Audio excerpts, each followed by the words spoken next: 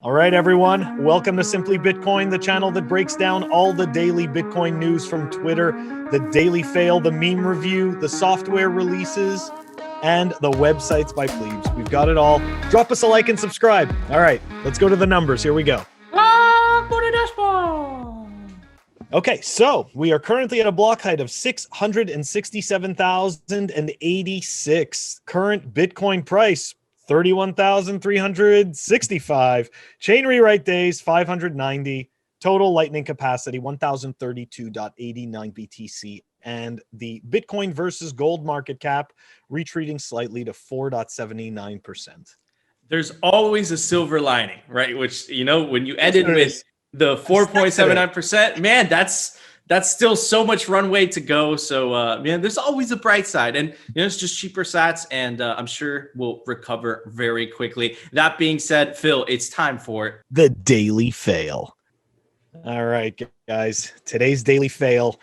It's kind of like a segment of fail, right? Because we kind of have to explain a little bit of the story. Okay, so anyways, Craig Wright pretends to be Satoshi and pretends to be the founder of Bitcoin and pretends that, you know, Bitcoin Satoshi vision is actually Bitcoin.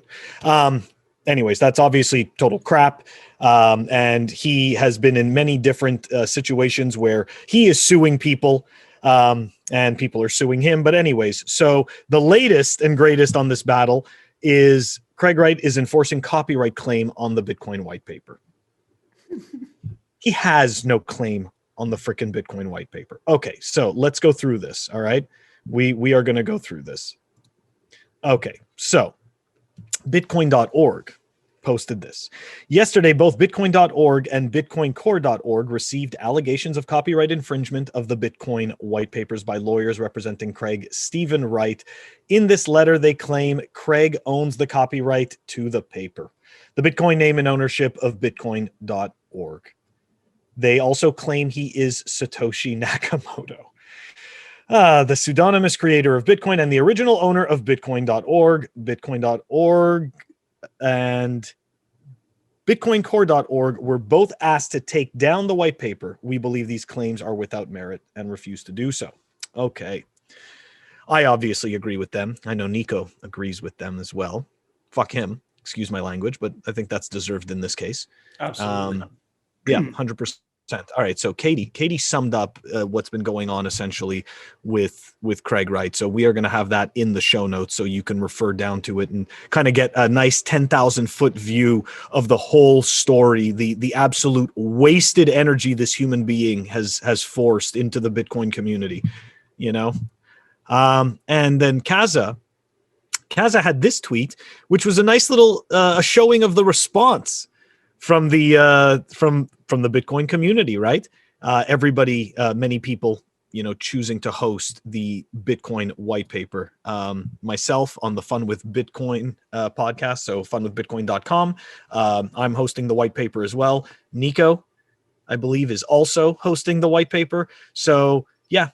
That was Phil's first fail segment. It was awesome. If you guys liked it, hit that, smash that like button. I'm having a great time. But yeah, man, Craig Wright hashtag is a total fraud. And you know, just I love how the Bitcoin army just stood up to him in solidarity, and they just asked these specific websites to take it down. Now the whole internet, all the Bitcoiners are all hosting it on their website. Craig Wright, 100%. Good luck suing all those people, especially if you're in the United States. Those BS libel laws that you're taking advantage in the UK and that you're pursuing HODL not because there's a loophole. You can't get away with that in America, right? You're protected by the First Amendment. So, Craig Wright, we could safely say, dude, you're a goddamn fraud, man. So, such BS, but I'm glad the Bitcoin army stood up to him. Anyways, Phil, it's time for the daily meme review. All right, everybody. The meme for today is brought to us by Greg Zag. He is a Simply Bitcoin meme lord, and he says ETH vibes, and it says ETH celebrating a new all-time high. Someone asked him if it's USD or BTC. No sound.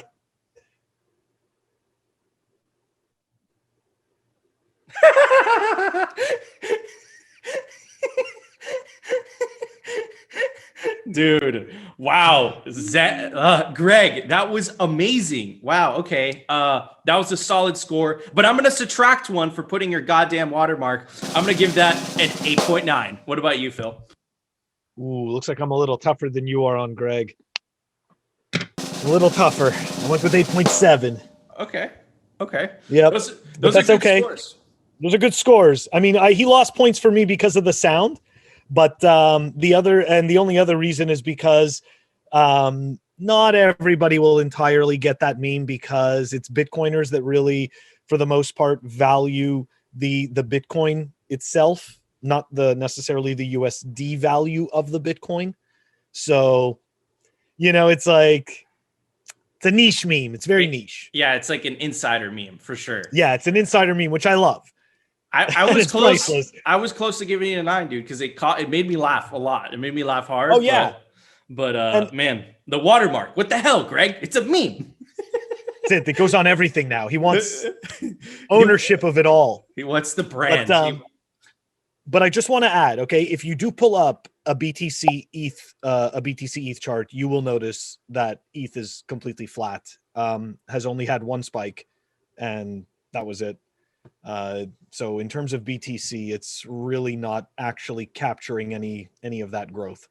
So yeah, I mean, which I know there's tons of ETH people that are going to totally disagree, and that's perfectly fine, right? Everybody's entitled to their opinion, but this is a Bitcoin Maxi show, so exactly.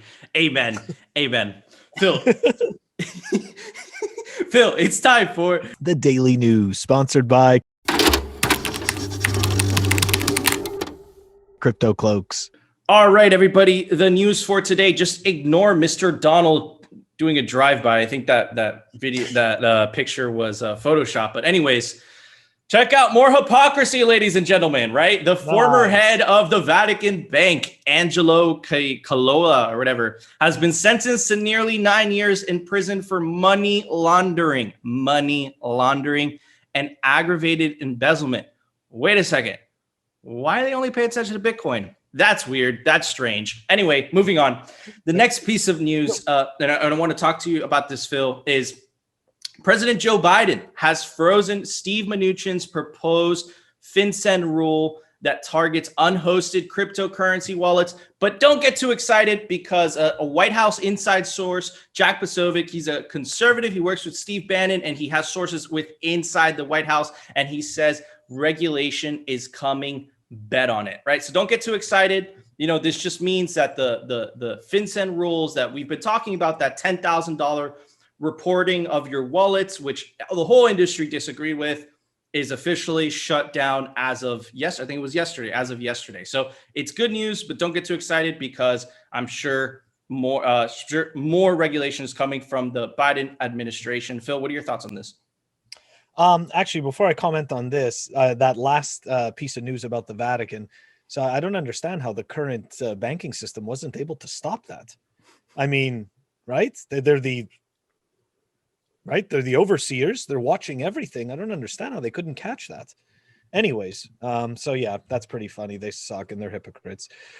So look, yeah, exactly. Like, okay, look, we're definitely, we know we're going to see regulation. Everybody's speculating what it's going to look like. I appreciate the speculation, but at the same time, it doesn't matter. It makes no difference until we actually see what they come out with.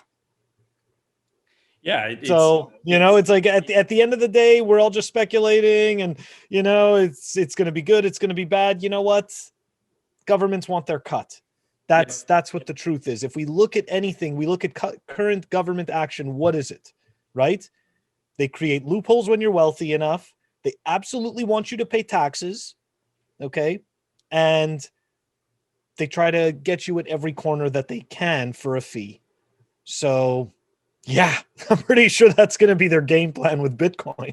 Absolutely. And they're going to use the new propaganda arm, the mainstream media, just to do their bidding. Speaking of mainstream media, there was a pretty big article today. The rumor is that somehow this is what dumped the Bitcoin price. I don't know whether you want to believe that or not, but it's hilarious. On Business Insider, literally an article that claims that Bitcoin had a critical flaw and that it caused a double spend What did I tell you guys about mainstream media and the propaganda? Of course, this was totally false. This is Guy Swan says, you have got to be kidding me. Can journalists be expected to do literally any homework? No, they can't, because mainstream media is propaganda or it's for clicks. Nothing else. It's not for actually reporting the news, right? And they've shown that over the last 4 years in the current political situation. And of course, Andreas, one of literally the Bitcoiner that got me I would say not really much a Bitcoiner anymore. Now he went left and got into Ethereum, but before, back in the day, his Bitcoin lectures, go check him out on YouTube. They're amazing. You know, his recent stuff, I'm not a big fan. Anyways, Andreas says, there's an amazing thread. It says, no, not a single spend happened, or I think he meant to say double spend. Only one of the 2 blocks is in the chain, and only one of the 2 competing transactions is in the chain. The Bitcoin blockchain prevented a double spend. It did a chain reorganization. He's absolutely right. And look, there was a correction, at least by Bloomberg Crypto, you know, because they have to get the clicks, so they can't just lie to their main readers, which are people that are into crypto / Bitcoin. So, you know, and they kind of explain, you know, exactly what Andreas was talking about. Guys, it was such BS. This was for clicks. Either the journalist didn't know what he was doing, it was nefarious to dump the price, or it was just bad reporting. Because Phil, like, it's impossible. And look, guys, have you ever noticed that the rule of thumb is to wait for at least 6 transactions? There's a reasons that's a rule. And the reason that's a rule is for situations like this, right? If one of the chains, if another miner finds a block faster, there could be a situation where the old chain could get overpassed by a new chain, right? And that would appear as a double spend. It's not a double spend because only one block gets confirmed, and the longest chain is the chain the blockchain follows, right? So Bitcoin was never at risk. At the end of the day, it really is the fact is that only one of those blocks is going to get mined. Okay, it's like that is the truth. So you cannot do the double spend. Okay, so look, you know, this is the same type of thing we saw in 2017, only back in 2017, I was way more green and I really knew a lot less and I had much less conviction. So this kind of stuff used to rattle my cage, and I would read this and I was like, oh my God, you know, maybe I didn't get this. Maybe I didn't understand something. And look, you know, when Bitcoin price pumps like this is the type of stuff that happens. I mean, look, at the end of the day, we are not traders, but there's some serious money to be made in FUD. Okay. Because at the end of the day, if you can go and drop the price, if you can cause this type of action, you know, people pretend that they don't like volatility, but volatility is what makes money. So, hey, this kind of volatility, someone's making money off of this. Absolutely. So.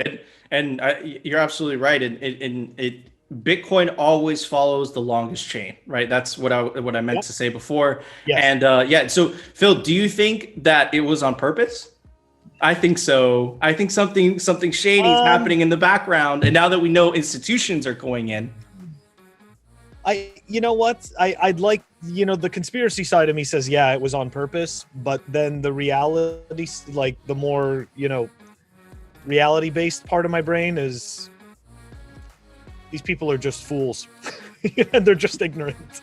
Yeah. And they just, you know, they saw a story, they saw some clickbait. They're like, this is huge. Look at how the Bitcoin prices run up. And now you can scare all these people and I will get attention. Yeah. It was for clicks, right? That's journalism today. Yeah, it's exactly. All about like clicks. Like you said.